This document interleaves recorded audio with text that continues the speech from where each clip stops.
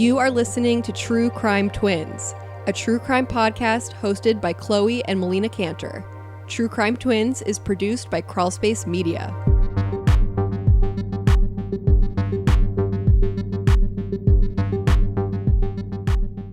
Welcome back to True Crime Twins. I'm Chloe. And I'm Melina. Thanks for listening. Today we are talking about the disappearance of Kortne Stouffer. She was 21 years old and from Palmyra, Pennsylvania when she went missing. It was the early morning hours of July 29th, 2012. And this came to the end of a very, very eventful night. So we're going to talk about what Kortne was doing the night before she disappeared. For a little bit of context, Kortne was a dog groomer for a living. She was very close with her family, very close with her dog that she had had since childhood. She had a live-in boyfriend, very social, outgoing girl, described as a hippie type. Yeah, she wore those like headbands, those hippie headbands, and sort of like lived with that lifestyle and like energy. Sometimes had white dreads, like that kind of thing. Kortne had a skinny build, 5'8", blonde hair, green eyes, and was last seen at her apartment. So you wanted to talk about the day before her disappearance. Let's sort of walk through that. Yes. So this is the evening of July 28th, 2012. So Kortne and her boyfriend Bradley, who she lives with, were having an apartment party, and it was loud enough that the police were called by their downstairs neighbor. And that same downstairs neighbor took it upon himself to tip off probation and parole about Bradley, who had recently gotten an underage DUI. So the police arrive at Kortne's house and they took away her boyfriend, and it was this huge dramatic thing. And Kortne, even though she didn't know for sure, she was like, it was the neighbor. I know it.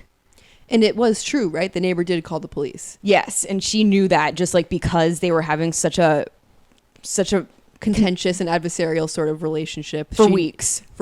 So even though she didn't know for sure and she had no real proof, she was correct in her immediate speculation that it was the downstairs neighbor that called the police in retaliation for their excessive noise and whatever other grievances he had.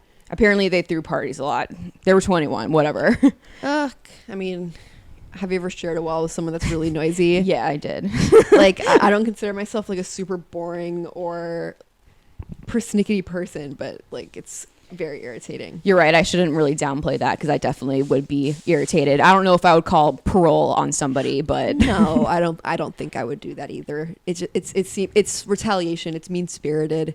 So Kortne was really angry. I think anyone would be furious by such an action and scared, but her anger was described as very intense and erratic. And I think her parents kind of described her as very spirited and temperamental, so that wasn't really unlike her, but it sort of sets a foundation for further angry and erratic behavior to continue on that evening.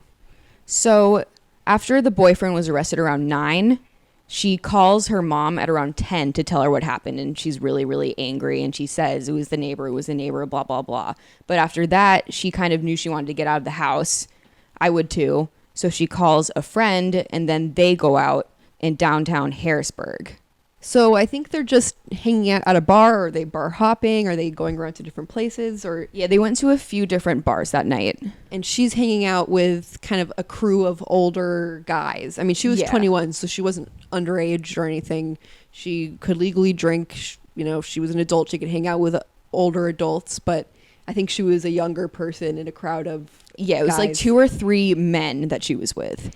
Right. And her father had said that he didn't know her to associate with these guys before. He said that he was surprised when he found out that that's who she was surrounding herself with, which makes me think that they weren't the most savory characters. So they're out and Kortne ends up getting into a confrontation with someone. She was drinking very, very heavily, and she saw a couple at the bar, and she thought that Well, somebody had apparently broken into her apartment before this and stole money. And for some reason, Kortne believed that this couple that she has seen at this bar were responsible. So she went up and confronted them, like, loudly, like screaming. And it got to the point where she was kicked out of the bar because of her erratic confrontational behavior. So that's sort of outburst number 2. One of the men takes her home and ends up spending the night. So this guy who she returns with is named Cody Pruitt. And they got back to her apartment complex at like 3 a.m. And Kortne saw this neighbor who's like her enemy now. And she freaked out and confronted him. And it got right up into his face and was screaming. And then the cops were called for the second time that day. The first one being Bradley's arrest. So once the police arrive, I believe everything was quiet, right? No, not quite yet. So the cops came to the complex and they had to separate everybody. They were sort of like, okay, everybody go back to their apartments. And if we're called here one more time, somebody's getting arrested. Like, got to cut it out because it's been a long night, especially just going back to the same place again. So the police are gone by 3:50 a.m. Because everyone cooperates. And yeah, goes back to their apartment. So shortly after the police left, the neighbor reported hearing Kortne still mad. She was like stomping on the floor and like banging on the walls, like really mad, like not easing up at all. And that's not typical behavior for a 21-year-old adult. Stomping on the floor is, I understand being angry, but that's more typical of someone a lot less mature. I think she was going through something that seems, Yeah. that I would describe that as erratic behavior. Yeah. So the neighbor called the police again. And when they got there at 4:12, it was quiet. This time everything was quiet. Nobody answered Kortne's door after they knocked. And then they just left. Cody Pruitt says that he woke up the next day and Kortne wasn't there. Yeah, he woke up, he says, around 7 to go to work and that she was there. And he really didn't think much of it because it wasn't much of a concern. So he kind of just left and went to work. But then it was her mother that later on in the day went to her apartment. It was that same day? It was that same morning. She went to the apartment to check on her and found that the door was unlocked. The TV was on. The air conditioning was on. All of her stuff was left there, like her phone, her wallet, her keys, her car, like everything, her shoes. And the weirdest thing of all was that the dog was unattended to and had actually been unattended to for so long that it soiled the floor. And she knew that Kortne would never let that happen. She would never, neglect her dog that way. I mean, it makes you wonder why Cody wasn't concerned when she was gone. Like, did he not notice that all of her personal belongings were left? It's hard to say, and I don't really think he's participated in interviews after this. No, not from anything that I've seen, and I've done quite a lot of internet searching on this, just trying to prepare myself and out of my own personal curiosity. But I think I understand, leaving the TV on or leaving the air conditioning on. He might not know how to use her things. He might not know where the remote is. Like, I understand not wanting to touch. What if someone he's in else's a rush? What if he's like, oh shit, I'm late? Right, but I feel like you would notice Key's phone and be a little bit concerned. Maybe the dog hadn't pooped on the floor at that point, but I don't know, just a little bit strange. And also leaving the door unlocked, but maybe he couldn't close it without a key. Yeah, that's possible. So besides the living room of the house being a little bit messy, there wasn't any sign of a struggle. Yeah, and I think that there were conditions that made it so the police couldn't do like an uncontaminated evidence search, because I think a lot of people had been in and out of the apartment. Yeah. So the circumstances didn't really allow for like accurate forensic collection of that crime scene and processing. So no forensic evidence ended up being found in the apartment, but the police strongly believed that Kortne's fate was a result of foul play because of everything she left behind. Like, there was no reason why she would have done that. Right. She wouldn't just abandon her dog to starve. She was very close with her family. Her boyfriend was, he had just been arrested, but, it was a serious boyfriend. They were living together. She had a job. She had roots where she was living. I believe she had grown up in that area. So it's just, there's no precedent to her just disappearing like that for no reason. So, yeah, it's more likely that somebody did something to her. And based off of the events of that night, it sort of seems like that she has some people that might not wish the best for her, so to speak, like some enemies. No, she had that in that one evening, in that one, 5-hour period, she had 2 intense Blowout fights with people about different things. You know, one of them, she's accusing them of a crime and gets removed from a public establishment because of her inappropriate behavior. And then the other, a rivalry with a neighbor where the police are called multiple times. Yeah. So there are people that could wish her harm. There's people where there's hostility there. Like, I understand why she could have been targeted that night. So you think about potential perpetrators, you think, rivalries escalate with neighbors. There's a whole series about it on ID Discovery, Fear Thy Neighbor. I enjoy that show, but it's scary, like how quickly things can boil up. You know, people are still territorial. We really value privacy when we feel like when we feel an issue with a neighbor, things can get really, really ugly quickly. And it seemed like that was definitely what was going on with Kortne and her neighbor. Things were just really ugly. And I think he's a viable suspect. And I don't think that he has been very cooperative with her family when they've tried to talk to him for clarification. Kortne's parents definitely find him suspicious because shortly after Kortne vanished, he was like hanging around the apartment complex. Like, they were there. Obviously, they were kind of just like, I guess, staying around there, seeing if anybody would come home. I think they used it as like a headquarters Exactly. at some point. So they were there and they observed him like coming in and out of his house like a bunch of times, like pacing, like putting garbage bags in his car. He like acted really weird around them, wouldn't look them in the eye. And that's not necessarily telling us that he's guilty. Like, maybe he's just really socially awkward and like nervous just because of the association that he had with this girl. But it really rubbed them the wrong way and it made them wonder. Yeah, it doesn't prove anything, but it certainly makes you wonder, you know what he was really doing. Why wouldn't you just remove yourself from that situation if you were so uncomfortable? He could have just gone for a drive or a walk or something. Why is he drawing so much attention to himself and doing something that's so obviously and blatantly suspicious, like bringing garbage to your car? I almost feel like he was intentionally trying to look suspicious. Like, who is that just dumb about how that would look and how that would be interpreted? It should also be noted that the night of the disappearance, that this neighbor did call the landlady and basically like made a threatening message saying like if she didn't take care of Kortne that he would, or something like that. Yeah, I think that's pretty strong.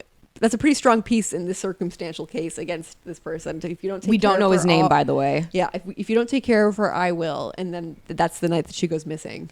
But it's like somebody would have to be really stupid to say that and then actually do it. It's like it's basically like written proof. Maybe he is stupid. Well, they didn't find anything in his apartment, and he's not a person of interest to the police. What adult male gets into a rivalry with a 21-year-old girl? Like you and I were talking about before. Like, why did he call parole on him? What was the point? No, it's just, someone can be 21, but still, they're still kind of like a teenager. They're still kind of a kid. Like, definitely. Like, can you imagine being like as a grown adult, like getting into a rivalry that's so heated and contentious with a kid? No. It's really weird. And I think that in and of itself is odd and suspicious behavior of that man. Yeah. Like, why are you engaging in taking something that a kid does so personally that you hate them that much and would act so inappropriately in front of their parents, say that you're going to take care of her, and go as far as to retaliate against her to get another young person in jail? Like, it's odd behavior and it's suspicious behavior, in my opinion. Yeah, and speaking of suspicious, Kortne's mom says that like a week before Kortne disappeared, that she called her and said that this neighbor was like videotaping her while she was on her porch. That's weird. And the guy denies it, but it also, I kind of want to talk about this, that maybe some of her behavior was a little paranoid. What do you think about that? Just with the confrontation about the potential break-in, do you think that could have been rooted in paranoia? Yeah, I don't know enough about it to say for sure. And like, they say that just because you're paranoid, it doesn't mean people aren't after you or something bad's not going to happen. Like sometimes paranoia is based in reality. We don't know why she thought these people stole from her, or if anybody even stole from her at all. Was there any police report? Exactly. Like, did she ever report it or anything? I mean, maybe they stole. Something that should be noted is that, you know, it was established that Kortne liked to smoke marijuana. So maybe marijuana was stolen from her, and that's what she confronted them about. And if that was the case, she probably wouldn't have involved law enforcement. Mm-hmm. But paranoia or not, well, I was going to say, I brought up the paranoia because what if her thinking that somebody's spying on her and taking videotape of her also could be paranoia? Yeah, no, that could be, because that's a pretty wild accusation to make. Yeah. It's like, it's wild. But like his other behavior that was observed by her parents does support a pattern of odd behavior. Yeah. So I don't think we should immediately discount it as not being rooted in reality. I wonder if he still lives there now. Do you have any other examples of paranoia? I just don't think that what we have at this point is enough to like say if she's being paranoid or not paranoid. Well, less paranoid and maybe more just erratic in general. Erratic and out of control. Out of control completely. So, and there could be a lot of explanations for that. There could be, maybe she wasn't sleeping. Maybe she was abusing substances. To have such a marked change in behavior, like I would almost consider that like an altered mental status, from behaving normal. And people, said that she was a energetic young woman. She would tell really long stories. She was upbeat, but there's a difference between that and being erratic and having public outbursts that require removal and people calling the cops law on enforcement. you. Like that's, I think that is the point of having an altered mental status. And things that can cause an altered mental status, I mean, include a traumatic event. And I think it's deeply upsetting if your live-in boyfriend gets arrested and brought to jail and you're concerned that it's because they have violated their probation or parole that they're going to be in jail for a long time.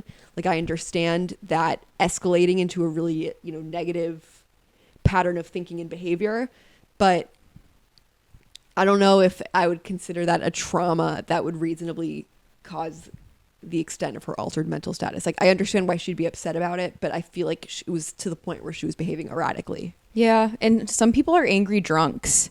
I don't know if I've ever seen a drunk that angry because I don't want to like associate myself with somebody that behaves that way, but people do say that there are people that become like a completely different person when they're wasted.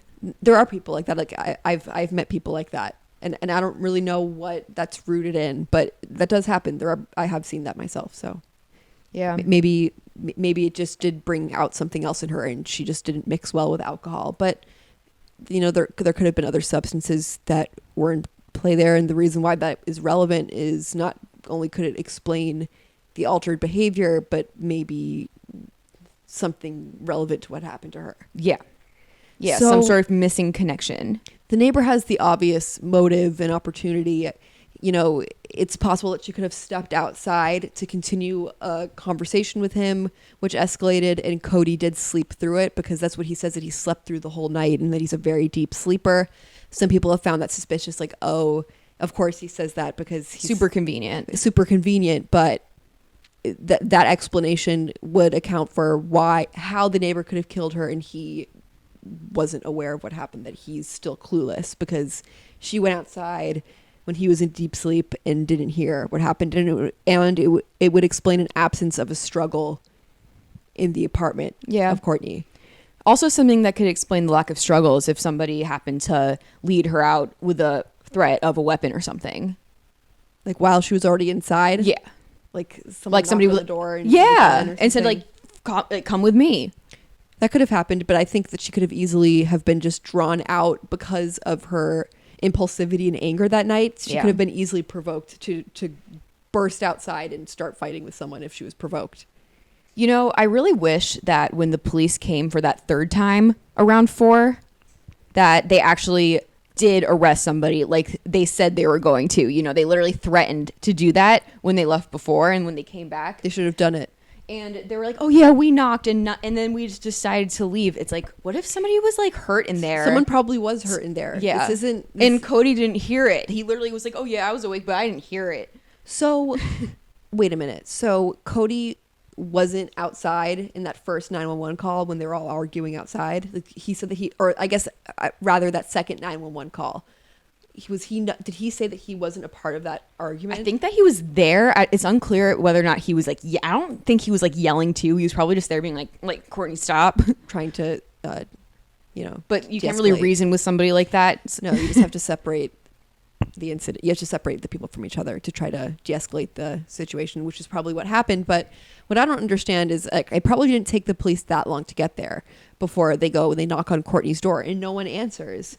And they were probably in there, so what would they have seen? That is, I feel like we would have known what happened if they answered the door, maybe. Right, but why didn't they answer the door? Were they both in a deep sleep that quickly that they didn't hear the door? They must not. Like, they were just there not that long before. Like, they came back like immediately after. I think it's possible that Kortne couldn't answer the door because of foul play, and that Cody, the only explanation for ignoring the knocks on the door is because he is trying to hide something. Otherwise, if she needed help, he would answer the door to get the help. Why would you ignore that? Because you didn't hear it, he says.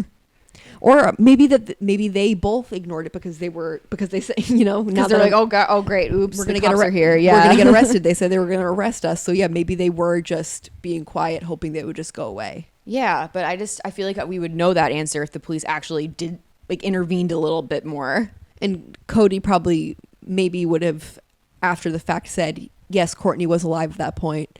We didn't answer the door because we were afraid of getting arrested. But I don't think he ever said that. And if he did, it's not out there. Yeah. I would really love to know what happened between 4 and 7. That is pretty much the window of her disappearance. If Cody truly left the apartment around 7.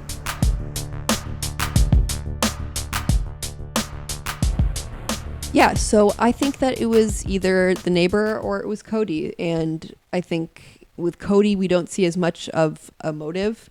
I think it's a little interesting, that she has this live-in boyfriend.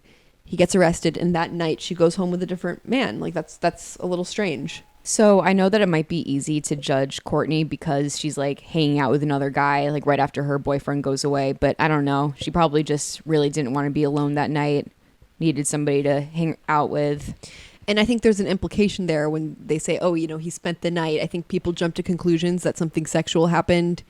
We don't know that necessarily. I understand why people jump to that conclusion, but we don't know for sure what happened behind closed doors that night. And even if it did happen, it really doesn't change the fact of these circumstances, No, it doesn't. Unless, and this is all speculation, but unless there was a one-sided sexual motivation on the part of Cody that she rejected, that could have ended up being a motive in whatever happened to her. That's the only place where the nature of their relations that night is relevant, is if whether or not it could have, contributed to a motive to harm Kortne.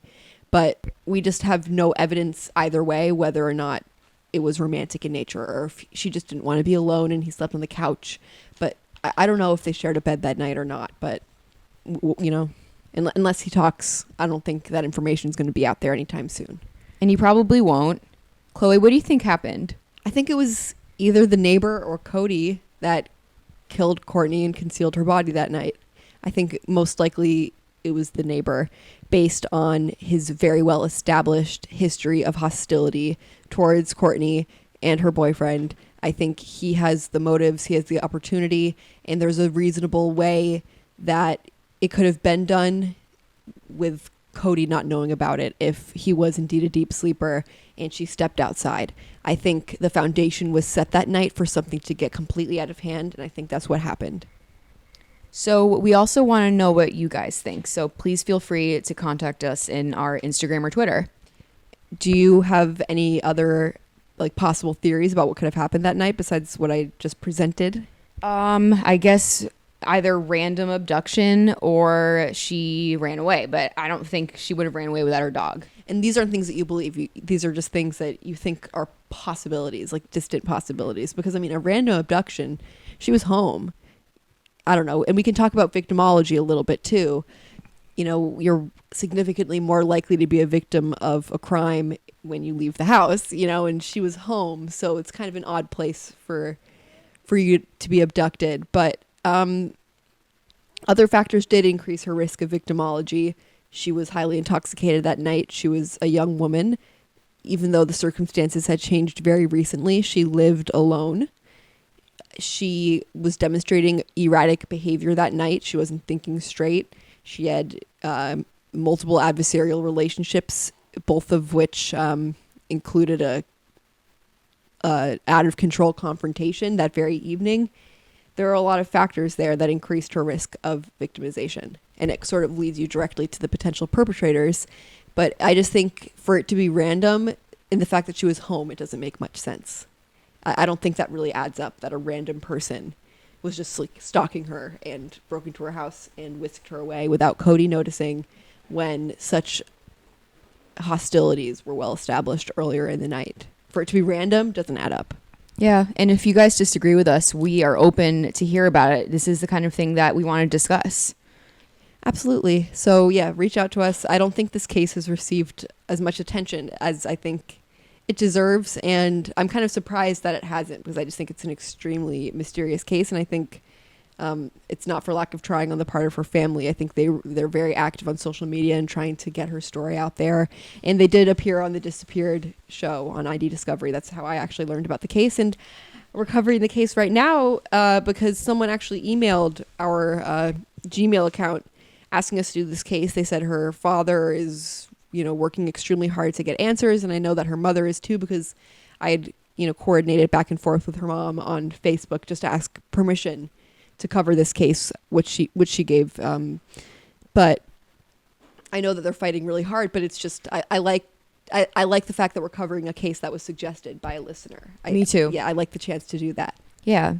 So if Kortne is still with us, she would be 28 years old today. I hope that if there's anybody listening that knew or were associated with any of the people that we were talking about and might possibly know something, that they please come forward. You can call 717-228-4403 or submit a tip anonymously at tips.fbi.gov. There is a $100,000 reward for information.